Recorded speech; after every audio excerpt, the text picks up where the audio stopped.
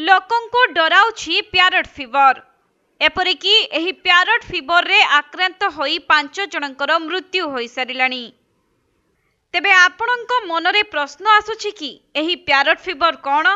क्लामिडिया संक्रमण कारणरू प्यारट फीवर व्यापी थाए, जहाँकि विभिन्न प्रकारर जंगली तथा गृहपालित पक्षी एवं कुकुड़ा मानक ठारे एहा देखा देई थाए।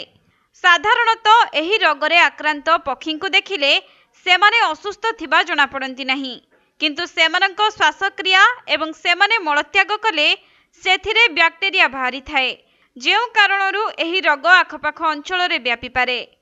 तेबे अमेरिकार रोग नियंत्रण एवं प्रतिरोधक केन्द्र कहिबा अनुसार मनीष साधारणतः कामुड़िबा किंबा संक्रमित पक्षी संस्पर्श रे आसिले एही रोग सेमानंकु आक्रांत होइथाए, किंतु एही रोगरे संक्रमित पशुमानंकु खाइबा द्वारा एही रोग व्यापी न थाए। WHO प्रकाश करिछि जे एबे सुद्धा जेतिकी संख्यारे आक्रांत होइछन्ति सेमाने प्रत्यक्ष किंबा परोक्ष गृहपालित पक्षी और जंगली पक्षींको संस्पर्श रे आसी आक्रांत होइछन्ति। अन्यपटे गत वर्ष ऑस्ट्रिया रे 14टी मामला सामना को आसीथिला, किंतु चलित वर्ष मार्च सुद्धा 5टी मामला सामना को आसीछि।